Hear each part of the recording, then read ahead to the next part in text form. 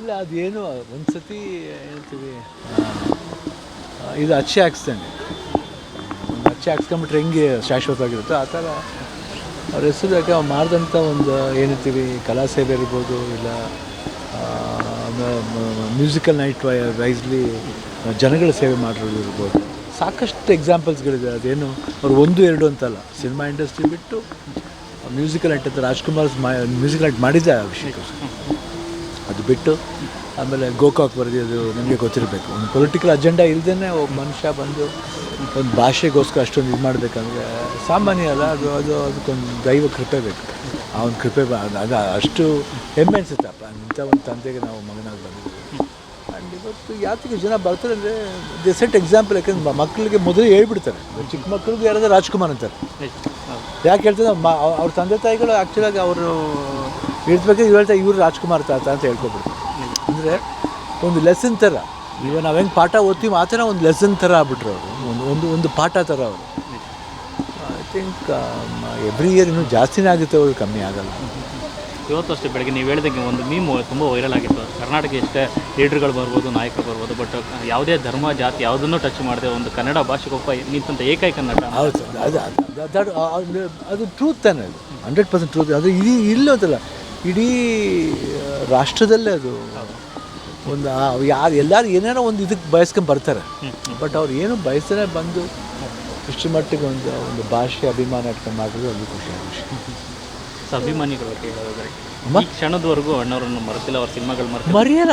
ಎಲ್ಲ ಜನರೇಷನ್ ನೀವು ಹೇಳಿದ ಚಿಕ್ಕ ಮಕ್ಕಳು ಬರ್ತಾರೆ, ಮರೆಯಲ್ಲ. ಯಾಕಂದ್ರೆ ಏನಾಗುತ್ತೆ ಅಂದರೆ ಅವರು ಏನಾಗ್ಬಿಡುತ್ತೆ, ಇವಾಗ ನಾವು ಸಿನಿಮಾ ನೋಡ್ಬೇಕಾದ್ರೆ ನಾವು 100% ಆಗಿನ ಕಾಲದ ಸಿನಿಮಾ ಅಂತ ಹೇಳೋಕ್ಕೆ ಆಗಲ್ಲ. ಅಪ್ಪಾಜಿ ಸಿನಿಮಾ ಅಂತೂ ಇವಾಗಲೂ ಅದು ಅನ್ವಯಿಸುತ್ತೆ.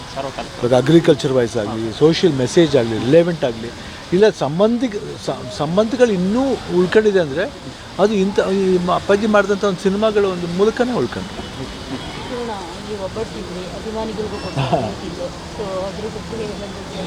ಏನಿಲ್ಲ, ಬಂದು ಮಗು ನಿಂತಿದ್ದು ಕೊಟ್ಟೆ ಅಷ್ಟೇ. ಬಟ್ ಒಬ್ಬಟ್ಟು ನಂಗೆ ತುಂಬ ಇಷ್ಟ, ಅದಕ್ಕೆ ಯಾವುದೋ ಒಂದು ಸ್ಕೂಲ್ ತಿಂಡಿ ತಿನ್ಬೇಕು ಆಗಬೇಕಂತ. ಚೆನ್ನಾಗಿದೆ ಮ್ಯಾಮ್, ಪರವಾಗಿಲ್ಲ, ನಾಟ್ ಬ್ಯಾಡ್. ಆಲ್ಮೋಸ್ಟ್ 95% ರೆಡಿ ಇದೆ. ಆಲ್ಮೋಸ್ಟ್ ವಾಕಿಂಗೆಲ್ಲ ರೆಗ್ಯುಲರ್ ಸ್ಟೈಲೇ ಬಂದಿದೆ, ಮುಂಚೆ ಥರ ಇಲ್ಲ.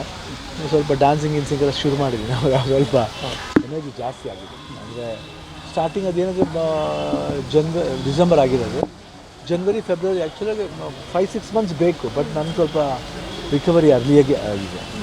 ಡಾಕ್ಟರ್ ಹೇಳ್ತಾ ಇದ್ರು, ಅವ್ರು ಯಾವಾಗ ಎವ್ರಿ 10 days ಫೋನ್ ಮಾಡ್ತಾ ಇರ್ತಾರೆ, ಏನು ಶಿವಣ್ಣ ಹಂಗೆ ಡ್ಯಾನ್ಸ್ ಆಗ್ಬಿಟ್ಟಿದ್ರೆ ಹೆಂಗೆ ಆಗ್ಬಿಟ್ಟಿದ್ರೆ. I think very fast recovery, ತುಂಬ ಹಂಗೆ ಇರಲಿ. ಬಟ್ ಸ್ವಲ್ಪ ನಾವು ಪ್ರಯತ್ನ ಪಡ್ತಾ ಇರ್ತೀವಿ, ಪುಷ್ ಮಾಡೋಕ್ಕೆ ಹೋಗಲ್ಲ, ಪ್ರಯತ್ನ ಪಡ್ತಾ ಇರ್ತೀನಿ. ಇಲ್ಲ ಒಂದು ಕಡೆ ದೇವರ ಆಶೀರ್ವಾದ.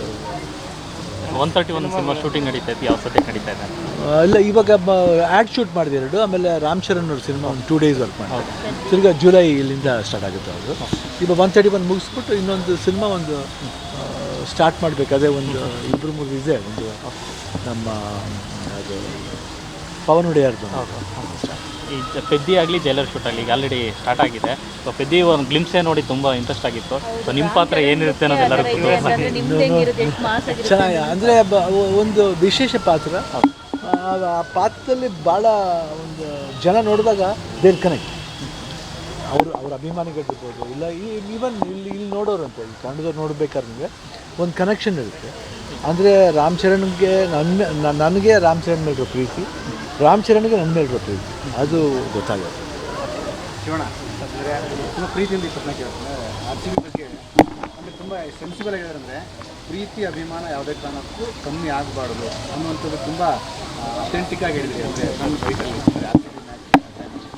ಸ್ಟ್ರಾಂಗ್ ಏನಂದರೆ ನಾವು RCB ರೆಪ್ರೆಸೆಂಟ್ಸ್ ಬ್ಯಾಂಗ್ಳೂರು. ಅವ್ರ ಪ್ರೀತಿ ಇದ್ದೇ ಇರುತ್ತೆ. ವಿನ್ ಮಾಡಬೇಕಾದ್ರೆ ಎಲ್ರಿಗೂ ಆಸೆ ಇರುತ್ತೆ. ಬಟ್ ಗೇಮ್ಲಿ ಯಾರು ವಿನ್ ಮಾಡ್ತಾರೆ ಸೋದ್ರೆ ಹೇಳೋಕ್ಕಾಗಲ್ಲ. ಬಟ್ ಅಭಿಮಾನ ಅಂತೂ ಹೋಗಲ್ಲ, ಇದ್ದೇ ಇರುತ್ತೆ. ಅದೇ R C B power. Thank you. Sir ನಿನ್ನೆ ಕೆ ಎಲ್ ರಾಹುಲ್ ಅವರು ಒಂದು ನನ್ನ ಗ್ರೌಂಡು ಅನ್ನೋ ಥರ ಇದು ಮಾಡಿದ್ರು, ನನ್ನ ಹೋಮ್ ಗ್ರೌಂಡು ಅಂತ ನೋಡಿ ಒಂದು ಖಂಡಿತ ನಮ್ಗೆ ಅವ್ರು ಕರ್ನಾಟಕದಾಗ ಅವ್ರು ಯಾವುದ್ರಲ್ಲಿ ಆಡಿದ್ರು ನಮ್ಮ ಕರ್ನಾಟಕದಲ್ಲಿ. ಅದು ಒಂದು ರಾಹುಲ್ ಅವ್ರು ನಮ್ಗೆ ರಾಹುಲ್ ಬ್ಯಾಟಿಂಗ್ ತುಂಬ ಇಷ್ಟ. ಯಾವಾಗಲೂ ನಾವು ನೋಡಿದಾಗ ನಾನು ಯಾರ ಜೊತೆಲಿ ಆಡಿದ್ರು ರಾಹುಲ್ ಬ್ಯಾಟಿಂಗ್ ಮಾತ್ರ ಅವ್ರು ಔಟ್ಲೇ ಆಗಬಾರ್ದು ಅಂತ ನಾನು ನೋಡ್ತಾರೆ. ಅದಕ್ಕೆ ಅವರ ಬ್ಯಾಟಿಂಗ್ ಸ್ಟೈಲ್ ಆಗಲಿ, ವಿರಾಟ್ ಕೊಹ್ಲಿ ಅವರು ಚೆನ್ನಾಗಿ ಆಡ್ತಾರೆ, ಅಷ್ಟೇ ಈಕ್ವಲ್ ರಾಹುಲ್ ಆಡ್ತಾರೆ.